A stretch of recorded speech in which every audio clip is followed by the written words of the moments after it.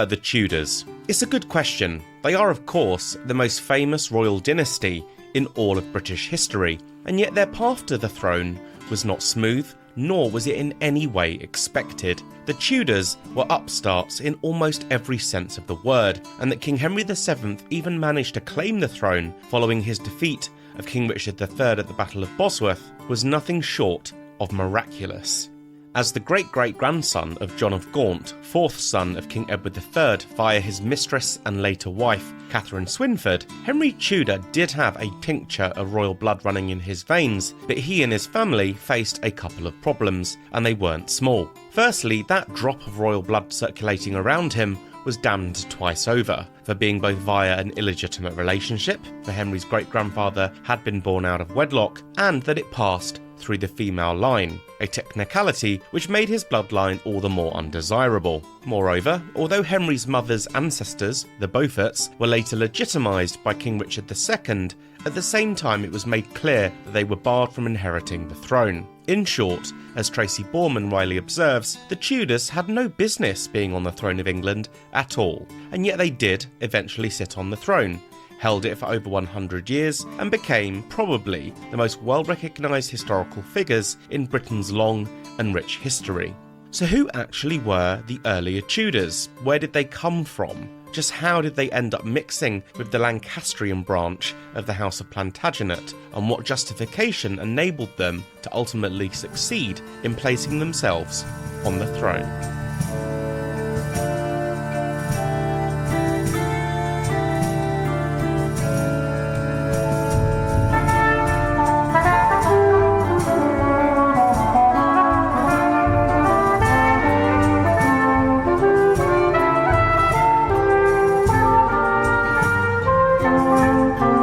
Welcome back to the Tudor Chest podcast, episode 28. Who were the Tudors?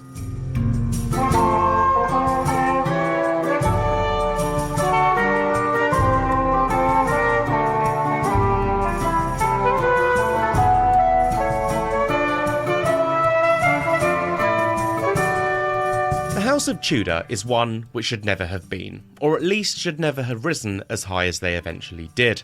Unlike the kings from the house that they usurped, the Plantagenets, the Tudors came to the throne without spectacularly grand titles and were ultimately a tiny family, a man and his mother, Henry Tudor and Margaret Beaufort, whose sole claim to grandeur was via their descent from King Edward III.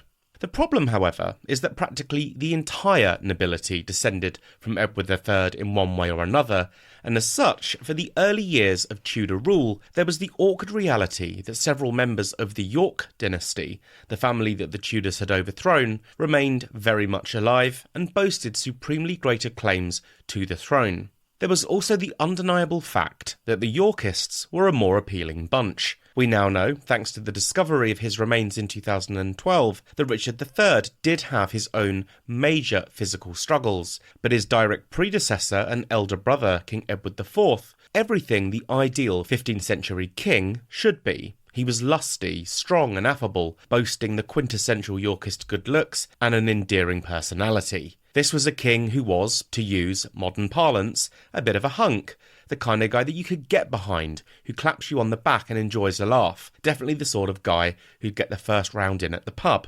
Henry Tudor was, well, by contrast, the polar opposite. He was slight of frame, he was described as being quite cool and aloof, he had quite a notable squint, and in the early days of his reign he preferred to converse in French rather than English.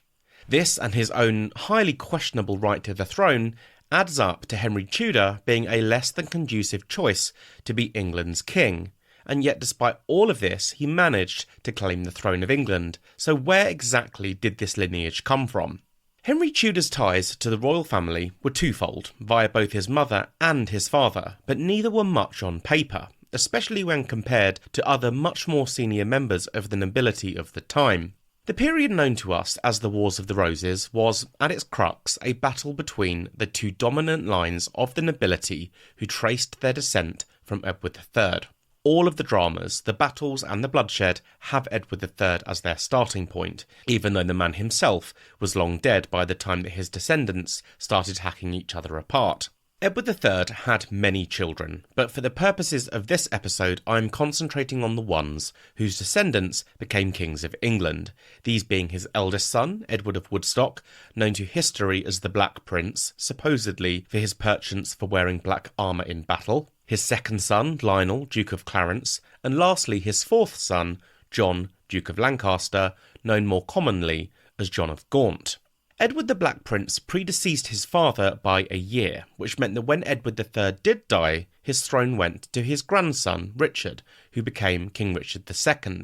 Considered by many to be one of the most disastrous kings to ever sit on the throne of England, Richard II was eventually deposed by his cousin Henry, known as Henry Bolingbroke, who was the eldest son of John of Gaunt. Until this point, the throne had mostly passed in an unbroken line, with a king only succeeding to the throne when its predecessor died. The accession of Henry Bolingbroke as Henry IV changed all of that. This was a moment when the nobility essentially got together and decided that the king needed to be replaced with someone more capable, which Henry IV, by and large, succeeded in. It did, however, mean that a king who was ostensibly still capable of rule, physically speaking, for Richard II was just 32 at the time of his removal as king and was both fit and healthy, was then shunted aside, created a dangerous precedent. It effectively made clear that if the king was deemed unfit for office, then why not take him off the throne and let someone else have a go? This is certainly trite and is massively simplifying things, but the removal of Richard II to be replaced by Henry IV had massive repercussions that effectively underpinned the entire Wars of the Roses. Although officially still a Plantagenet king, Henry IV was the first of what we would now recognise as the kings from the House of Lancaster. Henry IV would have a son who became Henry V, who in turn had a son who became Henry VI. Based on strict primogeniture, and by that I mean the inclusion of all descendants of Edward III, including daughters and granddaughters, then Henry IV should never have ascended the throne as the replacement for Richard II. Firstly, because his own father, John of Gaunt, was alive and well, and thus had a greater claim to the throne, but more significantly, he had cousins born from his father's older siblings, who, if we followed the rules of primogeniture, were ahead of him in the line of succession. And that is an important thing to keep in mind, for it totally defines the later claims to the throne that were put forward by the House of York. What ultimately gave favour to Henry IV at this specific time, though, was a biggie. He was a man, and moreover, he was a grown man, with lots of experience in war, and these facts counted for a great deal more in 1399 than they would do now. He was, in effect, the best man for the job, or I suppose I should say, the only man who stood a chance of actually succeeding. So how did the Tudors come into this? Henry IV was, as I've mentioned, the eldest son of John of Gaunt, but he had several younger half-siblings born to his father and his father's mistress, Catherine Swynford. His eldest half-brother was John Beaufort, Earl of Somerset, who had a son, also called John, they weren't very original back then, who inherited his father's title, but this became elevated into a dukedom, becoming the first Duke of Somerset. The Duke of Somerset had only one child, a daughter, Margaret, who we now know as Lady Margaret Beaufort, the mother of King Henry VII. Margaret Beaufort was thus a great niece of King Henry IV, a first cousin, once removed, of Henry V, and a second cousin of Henry VI. As the sole child born to her father, a duke with direct descent from Edward III, Margaret Beaufort was one of the richest heiresses in England following her father's death, which happened when Margaret was less than a year old. As I said a moment ago, Margaret's ancestors were via John of Gaunt's mistress, Catherine Swynford, and as such had been born out of wedlock. Although they were legitimised by Richard II when Henry IV took the throne, he declared that the Beaufort line of descent would be barred from inheriting his throne. And it is this fact that makes the Tudor claim to the throne so tenuous, because it had been made clear that the line in which they were born could not inherit. So how did the name of Tudor actually first come into the mix? Well, for that, we need to look once more at John of Gaunt's line. His grandson was King Henry V, who was married to the French princess Catherine of Valois, a daughter of King Charles VI of France. By Henry V, Catherine had just one child, a son also called Henry, who became king at the age of just 9 months when his legendary father, the victor at the Battle of Agincourt, died quite unexpectedly at the age of just 35. He never met his infant son, and so Henry VI grew up without a father figure, which I think we can safely say did irreparable damage in his ability to govern England and its many overseas territories successfully. Henry V and Catherine of Valois had only been married for 2 years at the time of Henry V's death, and as Catherine was 15 years her husband's junior, she was also very young to be widowed, having not reached her 21st birthday when her husband died. She was thus still of marriageable age, which was a major cause of concern to her brother-in-law, Humphrey, Duke of Gloucester, the guardian of her young son. Rumours abounded that Catherine planned to marry Edmund Beaufort, Count of Mortain, her late husband's cousin. The Duke of Gloucester was strongly against the match, however, and the Parliament of 1427 passed a bill which set forth the provision that if the Queen Dowager remarried without the King's consent, her husband would forfeit his lands and possessions, although any children of the marriage would not suffer punishment. The King's consent was contingent upon his having attained his majority. At that time, Henry VI was just 6 years old.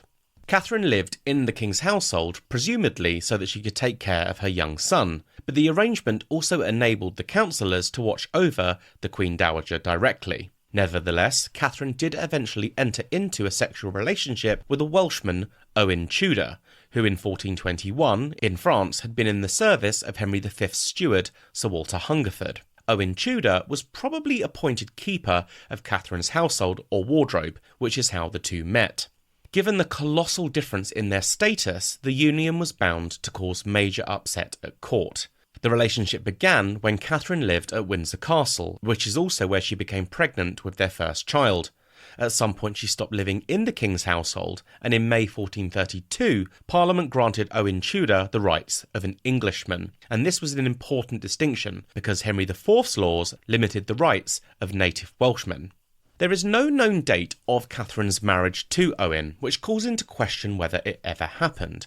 However, given that the children born from the union never had their legitimacy questioned, then we can conclude that Owen and Catherine did marry, and that the specifics of when and where are sadly lost to time. By Owen Tudor, Catherine would give birth 4 times, to 3 sons, Edmund, Jasper and Edward, and also to a daughter for whom we sadly have no name. The 2 younger siblings died young, but Edmund and Jasper reached adulthood. In 1455, Edmund, aged 25, married the heiress Margaret Beaufort, who was just 12 at the time of their marriage.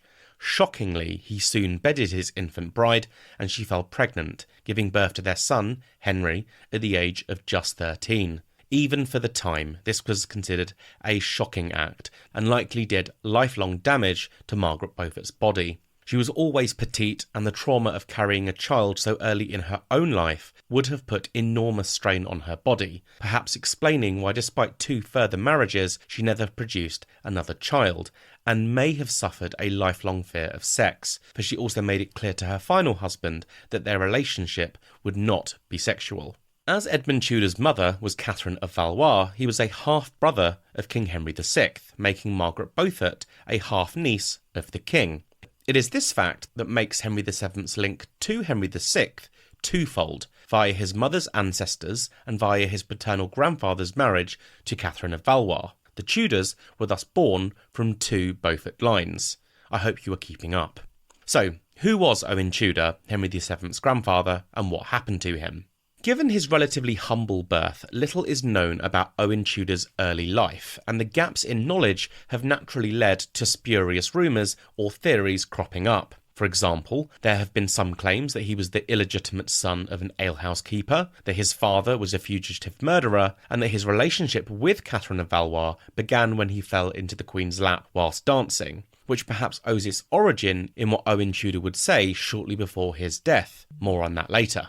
It is true that Owen's own family held no dukes or earls in its ranks, but they were not complete nobodies and had some prominent forebears in their native Wales. A quick warning for any Welsh listeners out there, please forgive me now if I butcher these pronunciations. Owen Tudor's grandfather, Tudor ap Gorynni, I think that's how I'm saying it, and I apologise again, married Margaret, daughter of Thomas ap Llewellyn ap Owain of Cardiganshire, the last male of the senior branch of the princely house of Deheubarth.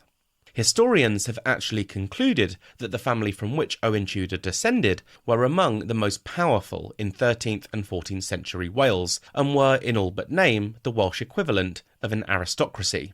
Unlike Scotland, which had centuries-long strife with England, the Welsh were able to carve out a position of some level of autonomy with the English kings. Owen Tudor's ancestors acted as leading servants to the princes of Gwynedd and would play a key role in the attempts to create a single Welsh principality.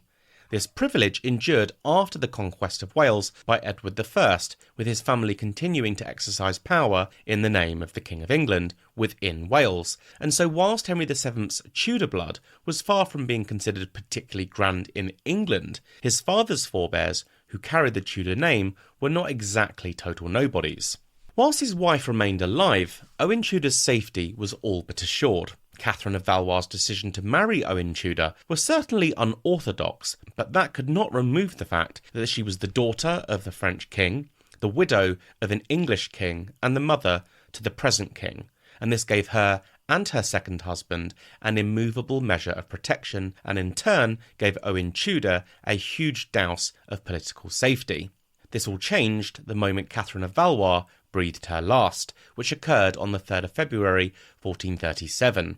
She died at the age of just 35, the same age as her first husband, Henry V. With his wife's death, Owen Tudor lost a great deal of the protection that he enjoyed by virtue of his marriage. He was duly imprisoned in Newgate Prison for the crime of seducing the mother of the king. In 1438, he escaped, but was later recaptured and held in the custody of the Constable of Windsor Castle. He did not have to wait long for restoration, however, for just a year later, in 1439, Henry VI granted him a general pardon, restoring his goods and lands. In addition, Henry VI granted him a pension of £40 per annum, provided him with a position at court, and appointed to him the keeper of the King's Parks in Denbigh.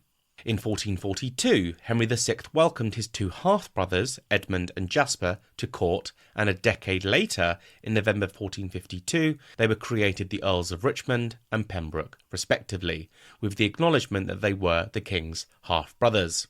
It was clear for all to see that their position as the scions of his mother's clandestine marriage to the lowly Owen Tudor mattered little to Henry VI, and that he would do what he could to support his two half-brothers. They would, in turn, show unwavering loyalty to their half-brother and the interests of the House of Lancaster, which would be tested to the extreme within a few short years. Following the loss of the English-held French territory of Gascony to the French king in the summer of 1453, Henry VI suffered a complete mental breakdown which lasted over 17 months. He entered a catatonic state and had to be aided in every aspect of life, be it feeding, going to the toilet, and so on. You get the gist. During this period, Henry VI's wife, the bold and brilliant Margaret of Anjou, demanded to be declared regent. However, the Tudor brothers, Edmund and Jasper, supported Richard, Duke of York, who sought to become protector of the realm. Richard, Duke of York, was another direct descendant of Edward III via his second son, Lionel, Duke of Clarence. If we accept the rules of primogeniture, then the Duke of York was actually the senior choice to wear the crown of England over his cousin Henry VI, and until Henry VI had an heir, the Duke of York was seen by many as his natural successor. However, unlike Henry VI, the Duke of York's descent came via the female line, for Lionel of Clarence had no sons, and so whilst it was senior in terms of age, it was, to the nobility of the time, less desirable than the offspring of a male line. Henry VI miraculously recovered from his stupor on Christmas Day 1454 and immediately dismissed the Duke of York as protector of England. This left the Tudor brothers in something of a bind. They were Lancastrians by birth, but had sided with the House of York in the moment that England so desperately needed firm and experienced guidance to ensure the country could actually run. Edmund Tudor was not present for the First Battle of St Albans on the 22nd of May 1455, which is generally agreed as being the start of the Wars of the Roses, and would lead to King Henry VI being captured by Richard, Duke of York. Both brothers attended the following Parliament, where York was once again named Protector. While York cancelled the majority of the grants that Henry had made during his reign, those to Edmund and Jasper were exempt. Following his loss of power and favour, the Duke of York took up arms against the House of Lancaster, which would be the start of what we now call the Wars of the Roses, although it was actually called the Cousins' War at the time. Owen Tudor was an early casualty of the conflict when he joined his son Jasper's army in Wales in January 1461, a force that was defeated at the Battle of Mortimer's Cross by Edward, Earl of March, the eldest son of the Duke of York and the future King Edward IV. On the 2nd of February, Owen Tudor was captured and beheaded in Hereford. He was not expecting execution, but instead believed that he would be imprisoned. When informed that he would be beheaded, he showed remarkable strength of character and was able to spot the irony in his impending death, commenting that, "This head shall lie on the stock that was wont to lie on Queen Catherine's lap." This is a callback to the legend that his first meeting with Catherine occurred when he fell and landed in her lap. His body was buried in a chapel in the north side of the Greyfriars Church in Hereford. He had no memorial until his illegitimate son, David, paid for a tomb before the friary was dissolved. Just a month after Owen Tudor's execution, Henry VI was successfully deposed and Edward, Earl of March, by rights of conquest, took the throne as King Edward IV. Given their close ties to the Lancastrians, what remained of the House of Tudor remained staunchly loyal to Henry VI. With Edmund Tudor having predeceased his father, it was left to Jasper Tudor, the Earl of Pembroke, to undertake the protection of both his late brother's widow, Margaret, and his young nephew, Henry.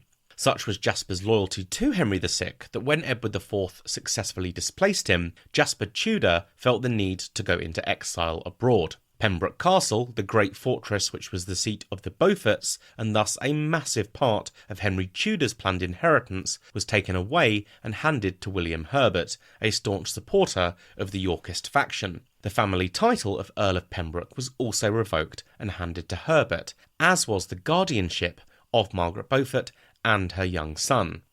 Henry Tudor lived in the Herbert household until 1469, when Richard Neville, Earl of Warwick, known to history as the Kingmaker, went over to the Lancastrian cause following his massive fallout with Edward IV following Edward IV's decision to marry Elizabeth Woodville. Herbert was captured fighting for the Yorkists and executed by the Earl of Warwick. When Warwick restored Henry VI in 1470, Jasper Tudor returned from exile and brought Henry Tudor to court.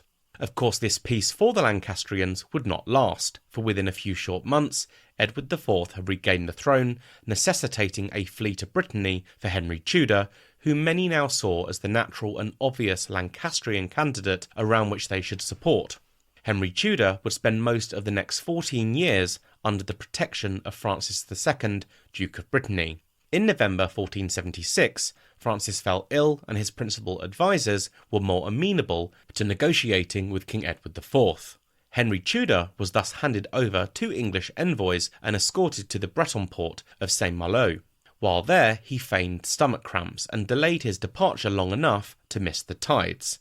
An ally of Henry's, Viscount Jean du Kellennec, soon arrived, bringing news that Francis II had recovered from his illness, and in the confusion, Henry Tudor was able to flee to a monastery from where he could claim sanctuary. Back in England, the rule of Edward IV came to a rather abrupt end on the 9th of April 1483. The king, who was famed for his love of the good life, had caught a chill whilst out fishing and died shortly after at the age of 40. It was also around this time that Henry Tudor's mother was actively promoting him as an alternative to the House of York, in particular Sir Richard III, who had usurped order following his brother's death, taking the throne in place of his elder nephew, Edward, shortly known as Edward V, and his brother Richard, Duke of York, known as the Princes in the Tower. Margaret Beaufort had grown up under almost constant danger and uncertainty, and as such was a political animal through and through. Via secret negotiation with Edward IV's widow, Dowager Queen Elizabeth Woodville, she orchestrated a marriage alliance between her son and the York's greatest asset, Princess Elizabeth of York, the eldest child of Edward IV and Elizabeth Woodville. At Wren Cathedral on Christmas Day 1483, Henry Tudor pledged to marry Elizabeth of York, who since her brother's disappearance was the York's heir presumptive. Without the support of the huge York family, the Tudors knew that their chances of successfully ruling England would be folly. With money and supplies borrowed from his host, Francis II, Henry Tudor tried to land in England, but his conspiracy unravelled, resulting in the execution of his primary co-conspirator, Henry Stafford, 2nd Duke of Buckingham. Now supported by Francis II's Prime Minister, Pierre Landais, Richard III attempted to extradite Henry from Brittany, but Henry escaped into France, where he was welcomed by the French, who readily supplied him with the troops and equipment for a second invasion. Henry devised a plan to seize the throne by engaging Richard quickly because Richard had reinforcements in Nottingham and Leicester. Though grossly outnumbered, Henry's Lancastrian forces decisively defeated Richard's Yorkist army at the Battle of Bosworth on the 22nd of August, 1485. Several of Richard's key allies, such as Henry Percy, the 4th Earl of Northumberland, and also Lord Stanley and his brother William, crucially switched sides or left the battlefield. Richard III's death at Bosworth Field effectively ended the Wars of the Roses, and with it, the House of Plantagenet as England's ruling dynasty. From there, the House of Tudor as England's ruling dynasty had begun. The accession of the Tudors really was a watershed moment in history. Their ancestry had greatness in its ranks, but so many other claimants to the throne would continue to flit about the Tudor court throughout the 118 years that they were on the throne. The fact that the Tudors had taken the throne by conquest caused a natural sense of what we would now call imposter syndrome, and goes some way to explaining why Henry VIII in particular came down so heavily on those with strong royal blood in their veins, perhaps most significantly during the period known as the Exeter Conspiracy, which saw the destruction of some of the greatest nobles in England, including Margaret Pole, the Countess of Salisbury, a niece of Edward IV and Richard III, and Henry Courtenay, Marquis of Exeter, a grandson of Edward IV, via his daughter, Princess Catherine of York. We naturally focus on the flashier Tudors, Henry VIII, Anne Boleyn, and their daughter Elizabeth, but what makes their dynasty so fascinating, I think, is that ultimately it's one that should never have been, and that it was only by chance, really, that the name of Tudor even came to prominence in England, when a young French princess and Dowager Queen of England caught the eye of a lowly Welshman, from whom the dynasty, which remains England's most famous, the Tudors, would begin.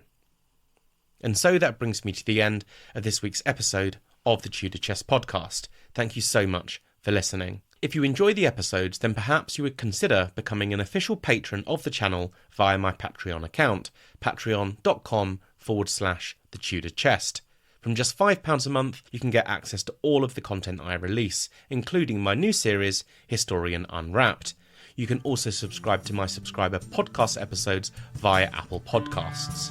Thank you again for your support of the Tudor Chest, and speak soon.